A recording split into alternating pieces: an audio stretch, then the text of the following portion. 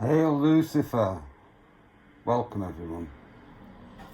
Tonight we're going to talk about Lilith. Lilith is God's wife. She and Lucifer rule together. They are equal.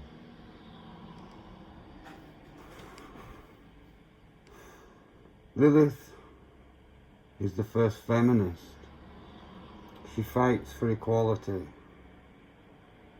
She leaves paradise. She's defiant. She's a rebel. But Lilith isn't unique to Luciferianism. You often find, when you read the holy books of the false god, the Bible, the Torah, the Quran, the Yazidi books, you find glimpses of the truth. You see parts of the stories that are correct, but then they're manipulated to serve the false god's narrative, and then get many things wrong. But Lilith, and part of her story, is contained in the folk tales of the Jews. In Genesis, there are two stories about the creation of the first humans, and they're contradictory. In the first one, they are created together equally, back to back, and then split apart. And then the second story, which is the one that most people know, is that a rib is taken out of Adam and Eve is created. These two stories can't possibly be true. So the Jews invented a story to explain these differences. And they said that Adam's first wife was Lilith. And this is true. When Lucifer created humanity, he created Adam and Lilith together, back to back. They were to be equal from one another. They were to be helpers and guides together. But what happened was, again, the deceiver. The jealous God. Now, back at the moment of creation, Adam was first created by Lucifer. And the unknowable ones were pleased at Lucifer's creation. And they took Adam up into heaven to show him to the heavenly council and to all the angels. And the unknowable ones were so proud of Adam that they told the angels to bow down to Adam, which they did. But Lucifer refused to bow down. And the unknowable ones questioned him, why? Why won't you bow down? And he said, because I only bow to the gods. And he's yet to achieve that. He's here to become a god, but he's not achieved it yet. I won't bow down to him. And it's this refusal that makes the unknowable ones make Lucifer God. And Lucifer takes his apotheosis, and he becomes God. And the unknowable ones go back to the spirit world, and the ruling of the material world is left to Lucifer. And Lucifer realizes that if humans are going to fulfill their destiny to create new spirits and new gods, he needs an other, and he creates Lilith. And he creates them together as one thing, and he breathes life into them, and they split apart and they become two different people. But everything's going fine in Eden, in paradise, until Yah weaves his way in, and he starts filling Adam's head with stuff about how he's better than Lilith, and how all the angels had to bow down to him, and how she should submit to him, and he's much better. And Adam gets taken in by this. And so when they're having sex, Adam refuses to let Lilith get on top when they're having sex. And Lilith is outraged by this. She's like, why should you be allowed to get on top and I'm not? And he's like, the angels were told to bow to me. You will submit to my station.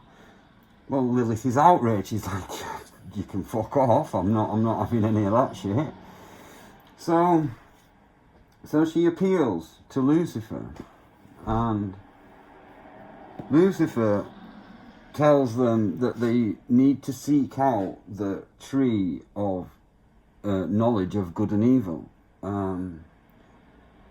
Tree of good and evil. And so Lilith and Adam go to the tree, and they eat from the tree, and they become aware of morality and ethics, and they know right from wrong. And Lilith realizes much deeper why it's wrong what Adam is doing. Yeah.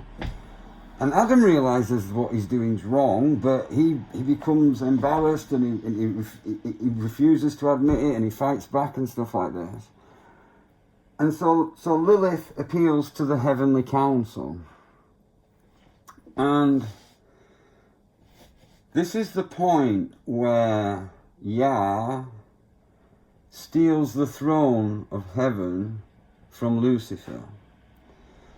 And he does this by manipulating the heavenly council. And he makes an argument about hierarchy and how there should be hierarchy and how firstborn is first and all this sort of stuff. And Lucifer's saying, no, they should be equal to one another. They should be the same. They're both the same. So there's this argument which centers around whether there should be a hierarchy within humans, within male and female, whether males should be dominant over females and stuff. There's this argument.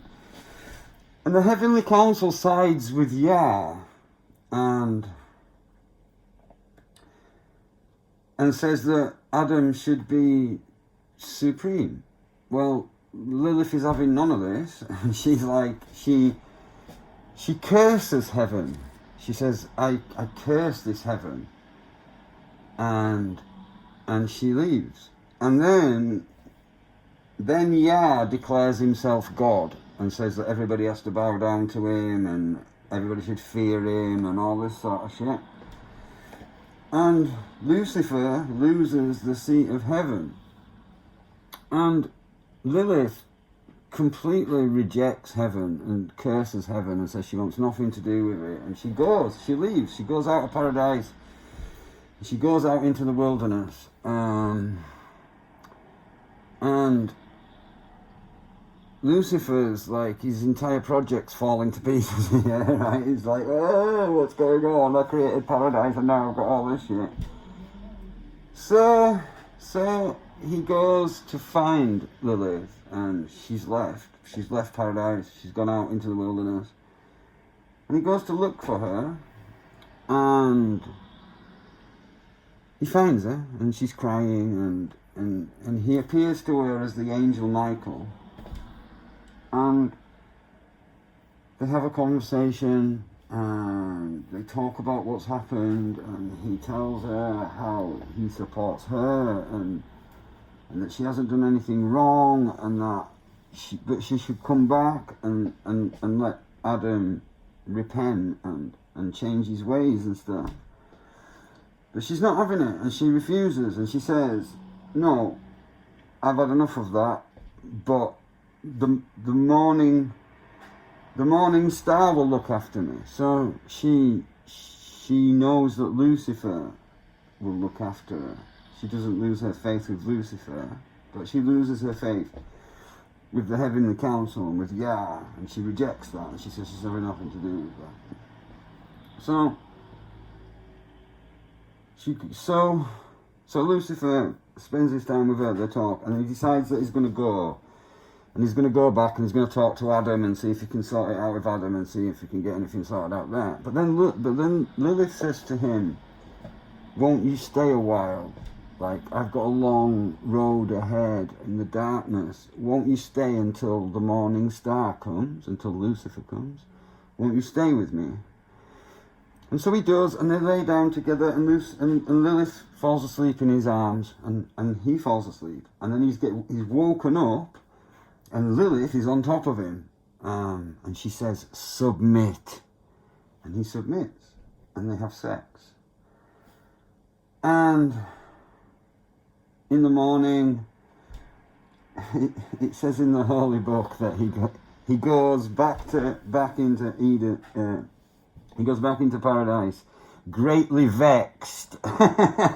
Yeah, you just had sex with your creation, mate. I bet you were greatly vexed. You must be thinking, oh my God, what did I do last night? Anyhow, the story of Lilith. Yeah, she doesn't pop up anymore.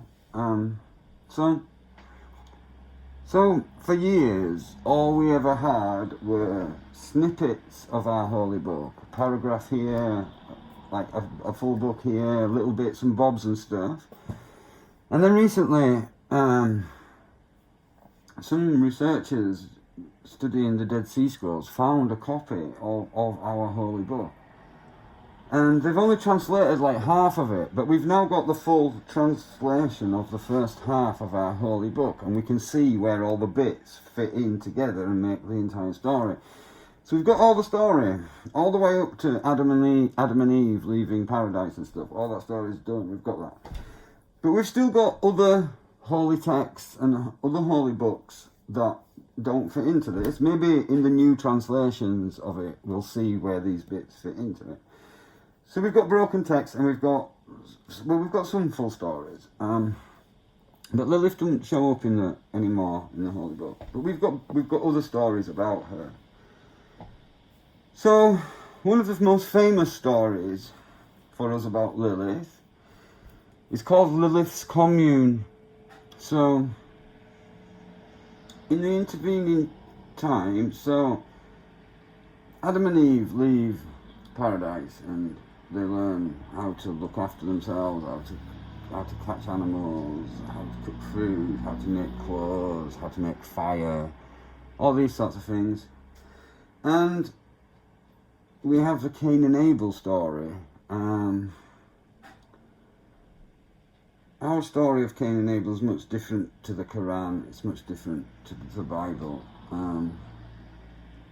In our story, Cain is actually the son of Lilith, and that Lucifer places Cain with Adam and Eve, and they bring him up thinking that he's his son.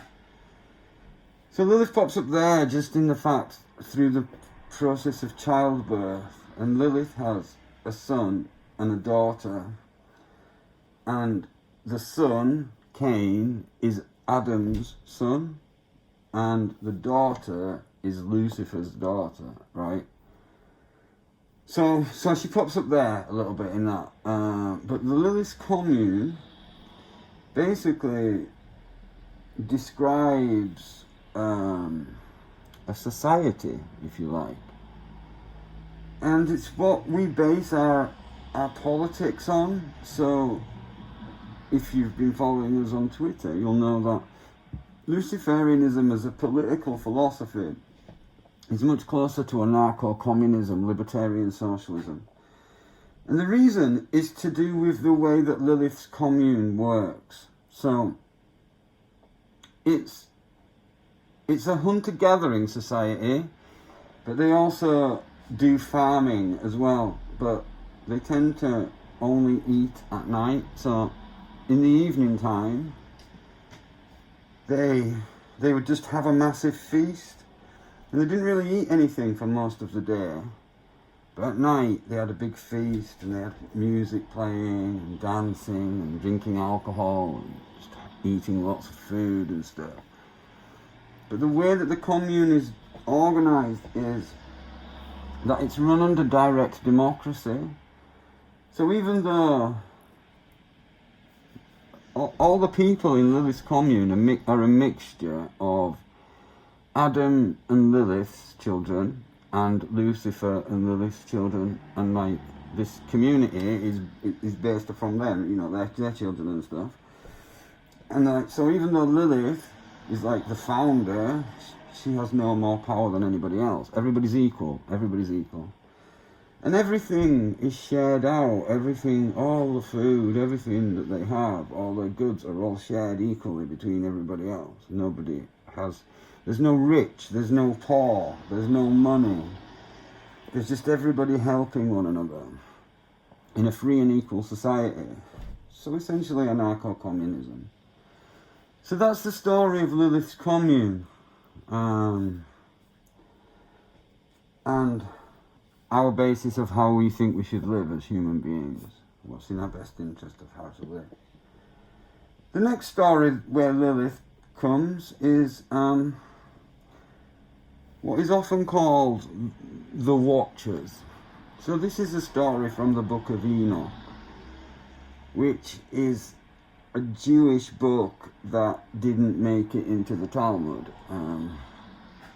during the period of deciding which books to get in. The Book of Enoch didn't get in it. But our story is quite similar to the Book of Enoch. So what happens here is that, so Lucifer and Lilith have had sex, yeah. And throughout the Holy Book, there's lots of things that connect Lucifer and Lilith. So when Lucifer refuses to bow down to Adam, it says in capital letters, defiant, yes.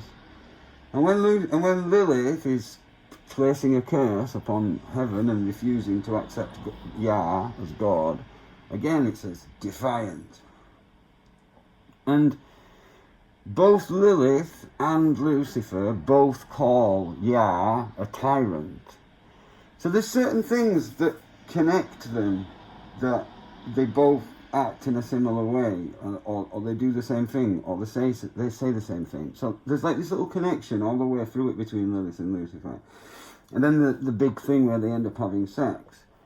In the story of the Watchers, Lucifer and Lilith become lovers, and Lucifer moves in with Lilith, and they live together in the commune. And then the angels who are still in heaven are watching Lucifer and seeing how he's enjoying himself and how he's having children, and they get a bit jealous, and so they decide to come down to earth and start having sex with the humans who are living in Lilith's commune. You see, at this point, the world, humans, are split up into two different groups. We've got the descendants of Adam and Eve, and we've got the descendants of Adam and Lilith and Lucifer over here. And then we've had the crossover with Cain going back in, yeah? So the world's generally split up into two groups. The people who follow Yah and the people who follow Lucifer.